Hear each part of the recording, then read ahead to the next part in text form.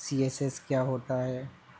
तो मैं आपको बताना चाहूँगा कि CSS की जो फुल फॉर्म होती है कास्केडिंग स्टाइल शीट होती है, और ये वेब एप्लीकेशन को स्टाइल देने के काम में आता है। जैसे कोई टैग है, HTML टैग या फिर H1 H2 H3 ये टैग्स होते हैं, मीन्स हेडिंग टैग हैं। तो इनके अंदर अगर हमें कलर देना है या कोई भी फ़ॉन्ट साइज़ देना है, फ़ॉन्ट प्रोवाइड करना है, तो हम CSS का यूज़ करते हैं।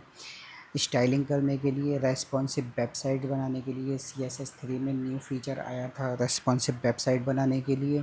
तो वेबसाइट को अगर रेस्पॉन्सिव बनाना है तो CSS3 का हम यूज़ करेंगे। जैसे कि उसमें ऐसा होता है कभी कभी कि कोई वेबसाइट है वो डेस्कटॉप में भी चल रही है, मोबाइल व्यू में भी चल रही है, तो सब में अलग अलग साइज होगा। तो उसको रेस्पॉन्सिव बनाने के लिए मीडिया क्वेरीज आती हैं, जिसके ज़रिए जिसके ज़रिए हम वेबसाइट को रेस्पॉन्सिव बना सकते हैं। एनिमेशन दिखाने के लिए पेज पर हमें एनिमेशन अगर दिखाना है तो वो उसके लिए भी होती है 2D 3D ट्रांसफॉर्मेशन। जैसे कि मान लिया कोई टेक्स्ट है, उसको हमें रोटेट करना है या जूम करना है, उसके लिए भी CSS का यूज़ होता है। ओवरऑल वेबसाइट की जितनी भी स्टाइलिंग होती है वो CSS से ही होती है।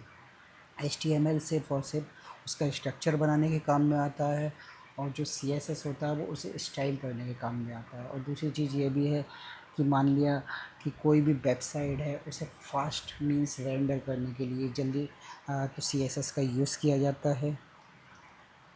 फास्ट रेंडर किस तरीके से होगी, जैसे मान लिया हमारे पास कोई वेब एप्लीकेशन है जिसके अंदर बहुत सारे पेजेस हैं, लॉगिन है, कॉन्टैक्ट अस है, अबाउट अस है, होम पेज है। तो इन सब की स्टाइलिंग के लिए अब ऐसा तो है नहीं कि हर पेज में जाके अलग अलग स्टाइलिंग करेंगे हम, तो उसके लिए एक कॉमन फाइल बना लेंगे CSS फाइल, जिसको इंक्लूड कर देंगे होम पेज में भी, लॉगिन में भी, और जो कॉन्टैक्ट्स में भी, इन सब में उसे इंक्लूड कर देंगे।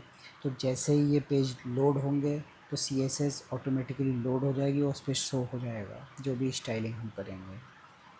इसके अलावा अगर हमें वेबसाइट में एडिट करना है CSS किस तरीके से हम ऐड कर सकते हैं, तो उसके दो मेथड होते हैं। सॉफ्टवेयर रिक्वायरमेंट समझ सकते हैं, जैसे कि सॉफ्टवेयर्स में नोटपैड हो गया, notepad plus plus, VS code, Sublime, dream weaver, ये एडिटर हैं। VS कोड का ज़्यादा यूज़ किया जाता है वेब एप्लीकेशन बनाने के लिए, क्योंकि ये ईज़ी टू यूज़ है। और अगर हम किसी भी वेबसाइट को मीन्स ब्राउज़र में जाके भी एडिट कर सकते हैं उसकी स्टाइलिंग को, तो मैं आपको दिखाता हूँ किस तरीके से एडिट कर सकते हैं। यहाँ पर मैंने एक वेब एप्लीकेशन ओपन कर लिया है, एयरबीएनबी। अब हम अगर चाहें इसमें कुछ एडिट करना, तो यहाँ पर इंस्पेक्ट में जाके राइट क्लिक करके इंस्पेक्ट में जाएंगे। उसके बाद यहाँ पर एलिमेंट्स, सारे एलिमेंट्स आ जाएंगे इसके। अब कोई एलिमेंट्स है, मान लिया इसका बॉडी पार्ट है, तो इस पर हम क्लिक करेंगे तो यहाँ पर उसकी सारी स्टाइलिंग शो हो जाएगी, CSS शो हो जाएगा। अब यहाँ पर बैकग्राउंड कलर है, लाइन हाइट हो गई, ये फॉन्ट साइज हो गया, ये सब CSS में ही आता है। बैकग्राउंड में अगर मैं यहाँ पर रेड कलर कर दूँगा तो आप देखेंगे यहाँ पर इसकी बॉडी में रेड कलर चेंज हो गया।